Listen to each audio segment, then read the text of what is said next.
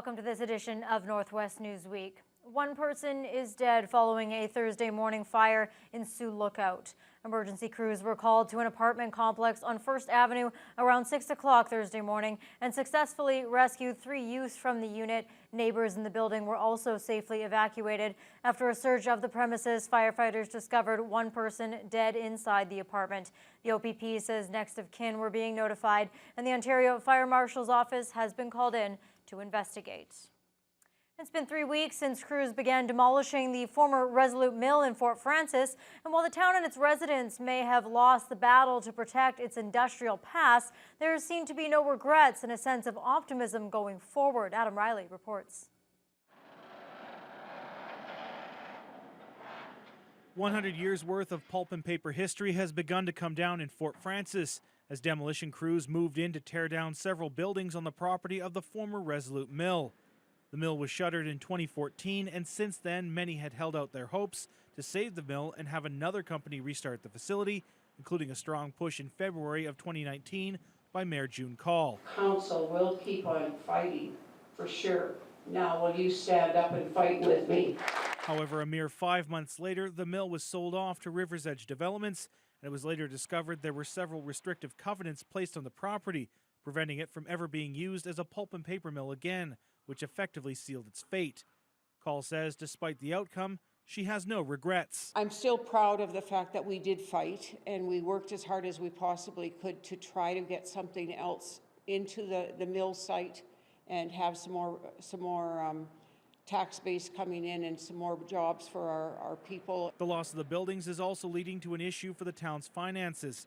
In November of 2018, Resolute had the property reassessed by the Municipal Property Assessment Corporation for the years of 2017, 2018, 2019, and 2020, which means the town will have to give back some tax revenue through a settlement to the tune of $1.65 million. CAO Doug Brown says council still has to ratify the agreement, and there will be more financial ramifications going forward due to the lower assessment rate. We're going to lose around $500,000 of taxation. So it's going to be hard on the community. We got to balance with the COVID world, we got to balance tax increases to recoup that or cut expenses. So our budget year is going to be a little bit more difficult because two things happening. It's kind of like a perfect storm. Brown remains optimistic, however, over other developments in the community and the soon-to-be available 61 acres of land the mill currently occupies. Operations on the site are expected to take up to 2 years to complete. Adam Riley, TBT News. A positive case of COVID-19 was announced at a public school in Dryden this week. The Keewatin Patricia District School Board received notification of a case that impacts the Open Roads Public School. As of Friday, there were 12 active cases in the Northwestern Health Unit's jurisdiction. In a media session Tuesday, Medical Officer of Health Dr. Kit Young-hoon says they hadn't determined the cause of the case yet, but were working to make sure all potential risks are minimized while the school remains open. Hoon also highlighted the NWHU's updated Manitoba travel recommendations. We highly recommend that the public not travel to or from Manitoba unless it is for essential purposes. The positivity rate in Manitoba is the highest in the country. Anyone who has been to Manitoba that is entering our region should stay home and not interact with anyone outside of their household for 14 days after entering Northwestern Ontario. As COVID-19 cases surge in Manitoba, leadership in Shoal Lake 39, located 6 kilometers from the Ontario-Manitoba border, says the community will be going into lockdown as of Friday. This comes as 2 cases of the virus have been confirmed in nearby Shoal Lake 40. Meanwhile, as of Friday, the Kenora area sits at 8 active cases and 1 outbreak at a seniors complex in the community. As expected, the recent spike in COVID-19 cases in the Thunder Bay area has prompted the Ford government to move our district from green to yellow on the province's framework for COVID restrictions. The district health unit announced another 7 cases Friday. That brings the total active to 65. One of the new cases was related to travel, while the other 6 are due to close contact with an infected person. All are self-isolating, and there is still just 1 person in hospital. The district's move to yellow was confirmed Friday afternoon by Ontario Health Minister Christine Elliott. Today, we are also announcing that the following public health regions will be moving into the following levels in our COVID-19 response framework. Peterborough, and Thunder Bay and District Public Health regions will move to the yellow protect level. These new classifications will come into effect Monday, November 23rd at 12:01 a.m. Medical Officer of Health, Dr. Janet DeMille, issued a statement as well. She says although the two recent outbreaks, which caused a spike in cases, were brought under control quickly, it's important to take the necessary measures outlined in the yellow category. Those changes include a minor reduction in hours for bars and restaurants with a maximum of 6 people per table. DeMille is also recommending that all long-term care homes restrict visitation to essential caregivers and essential visitors only. Council in Red Rock is now looking to fill the role of mayor following the sudden resignation of longtime Mayor Gary Nelson earlier this month. Nelson has served on council for 16 years, 12 of them as mayor. Some ongoing health concerns have made him decide to step down, and he feels someone younger is needed to take the town into 2021 and beyond. Among his regrets is not being able to tackle some road infrastructure during his tenure. However, he says he's proud of the projects he was able to accomplish over the last decade and a half. The completion of watching it being built in the Red Rock Arena and then taken down to the lakefront and put together that marina building down there. I'm very, very proud of that. And all the hard work that my council, our CAO, our past CAO, and myself has put into our new sewer plant down there. I'm very proud of that. There was a lot of money that being spent that wasn't costing the taxpayers, not costing the taxpayers of Red Rock nothing. Despite his departure from local politics, Nelson says he plans to stay active in the community. Council accepted Nelson's resignation during Monday's meeting and is now looking at its options as to how to fill the vacancy. A 4-day inquest into the 2017 death of a worker at Barrick Gold's Hemlo mine near Marathon has come to a close. The jury examined the circumstances of the death of 59-year-old Eloio Gutierrez and returned a verdict with 5 recommendations.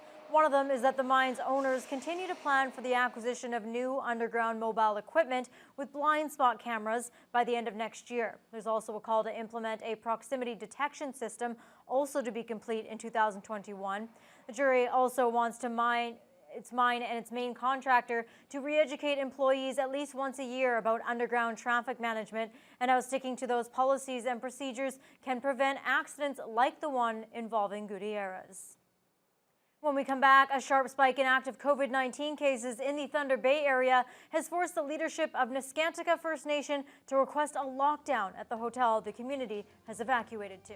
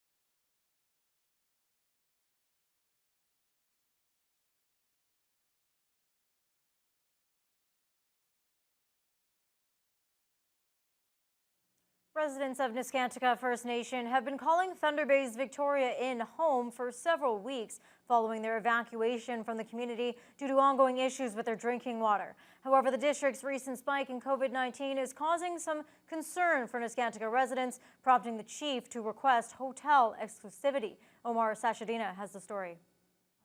Contaminated water forced the people of Neskantaga First Nation out of their protective bubble and into a hotel hundreds of kilometers away. Now the federal government says it wants to reduce their risk of exposure to COVID by buying out all the rooms at the Victoria Inn in Thunder Bay, where evacuees are currently staying. We're working with the officials to make sure that we can provide that safe environment for them. The Indigenous Services Minister today spoke to the chief, whose representative insists there is no concrete pledge or any indication when that arrangement will actually kick in, adding to the anxiety of a community already on edge. And the numbers are increasing. Are you worried about that? Yes, I am. So, like to protect myself and my family, all we do is stay in a room all day. A profound sense of isolation from evacuees who are used to calling one of Canada's most remote regions in Northern Ontario home. I know. Hilda Muniz keeps the memories close at hand and longs to return. Her 25-year-old son grew up under the community's boil water advisory. One of them is that age that he never got the drink from the tap. Neither has her 8-year-old granddaughter, Anastasia. This is not what a G7 country should be acting like. In 2015, when they came into power, the Liberals pledged to lift all boil water advisories, but have now appeared to have pulled away from their March 2021 deadline because of COVID. Neskantaga is one of 59 Indigenous communities still under a boil water advisory. COVID has certainly slowed down a number of projects in the far north, but the Prime Minister would have easily missed the mark on his electoral promise of 2015, regardless of COVID. Omar Sachedina, CTV News. The Township of Emo, along with some of its council, have officially been notified of an inquiry by the Human Rights Tribunal of Ontario following a complaint filed earlier this year by Borderland Pride. At a council meeting in May, a motion to declare June Pride Month was voted down. During the meeting, it was suggested by Mayor Harold McQuaker that the raising of the symbolic rainbow flag should not be raised, as there is no flag for the straight people. Later that month, a petition to have council reassess the motion was also turned down, thus prompting the region's LGBTQ organization, Borderland Pride, to file a complaint with Ontario's Human Rights Tribunal. Earlier this month, the tribunal announced it had filed its notice informing the township and 3 members of council that they had until December 15th to file a response. Borderland Pride co-chair Douglas Judson says the tribunal is very similar to court proceedings, and what has been issued is part of the process and has a positive outlook going forward. Many of our greatest achievements were first won in a court of law, not the political forum. So this is another example of that. We're bringing an argument before the Human Rights Tribunal to protect our entitlement to receive services without discrimination on the basis of sexual orientation, gender identity, gender expression, or family status. TVT News reached out to both Mayor McQuaker and Emo Township for comment. McQuaker was unavailable, and in an email, Emo CAO Bridget Foster says they were unable to comment on the matter as it is presently before the Human Rights Tribunal. A search warrant conducted in Long Lac has resulted in several charges for 3 people. On Thursday, OPP, in conjunction with Nishnawbe Police Service, executed the warrant at a Louisa Street residence, where officers seized quantities of crack cocaine, methamphetamine, and Suboxone, along with Canadian currency, a firearm, and stolen property. The 3 residents, who range in age of 18 to 60, are all facing drug trafficking charges and possession of property obtained by crime over $5,000. All 3 were held in custody prior to a bail hearing on Friday. And some good news for residents of Rainy River Friday, following a joint announcement by the federal and provincial governments of $2 million in funding for its water and sewer infrastructure. Tenders for the project are expected to be sent out before the end of the year, with hopes to have a bulk of the work completed by October of next year. Thunder Bay Rainy River MP Marcus Pulowski announced the feds would be kicking in $1.1 million to the project, with the province supplementing another $900,000. Mayor Debbie Wald says there are some parts of her community's infrastructure that are well over 100 years old and welcomes the announcement. Local MPP and Minister Greg Rickford teased at more good news to come.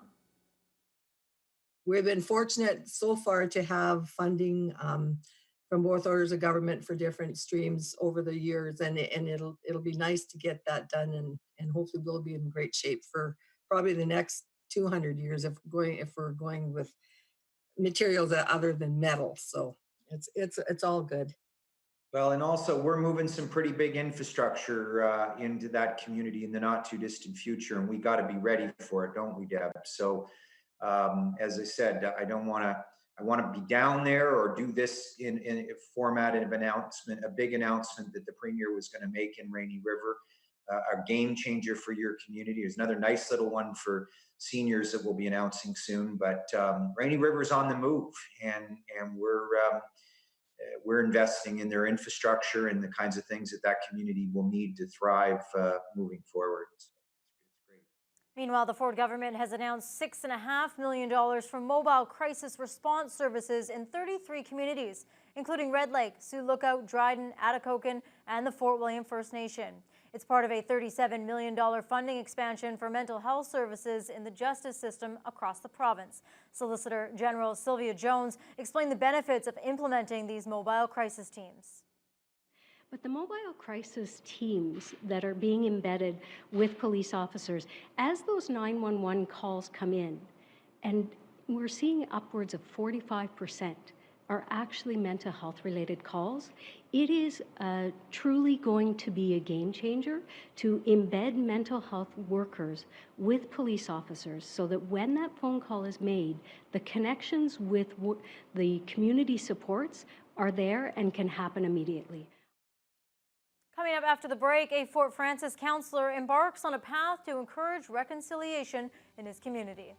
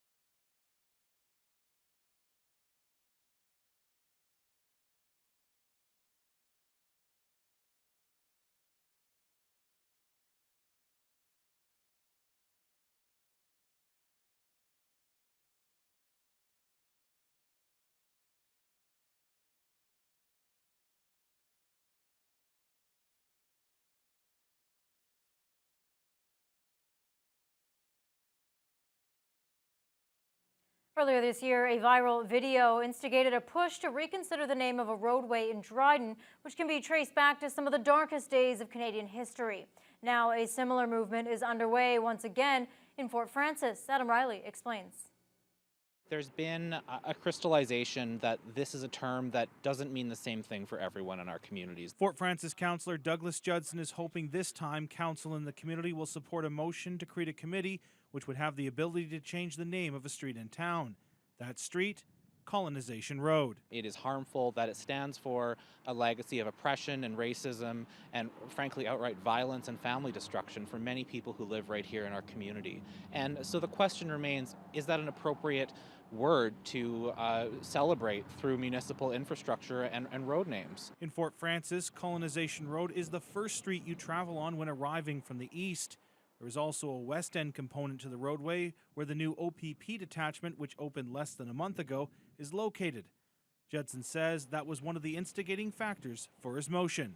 It just really struck me, and I mean, this has been an issue that I've been wanting to pursue for some time, but it struck me that once again, we see colonization directly associated with armed institutional power. And I think that that sends a message that is at odds with the type of community and the type of accounting for our history that we're trying to achieve in places like Fort Frances. Prior to Judson joining council in 2018, Fort Frances had addressed a petition calling for a similar motion, but despite the push, it never materialized any change.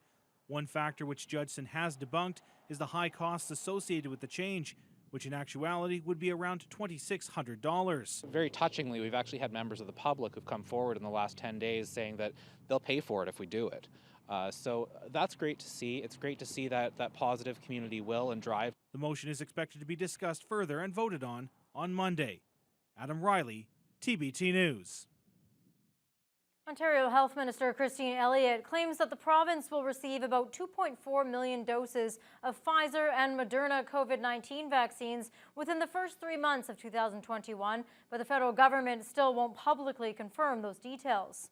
Federal Health Minister Patty Hajdu says the distribution formula hasn't been finalized yet, but she does hope Canadians will have access to the vaccine early next year.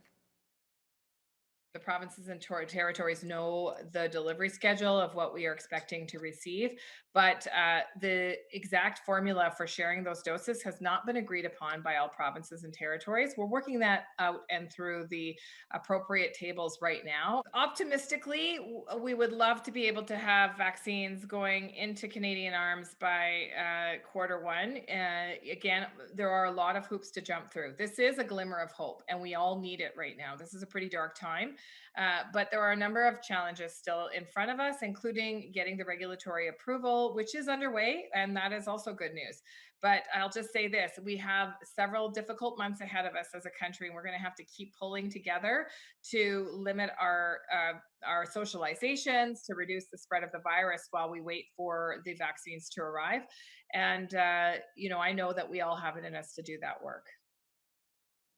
Thunder Bay MP Marcus Pawlowski says he's very encouraged by the latest news on the COVID vaccine front.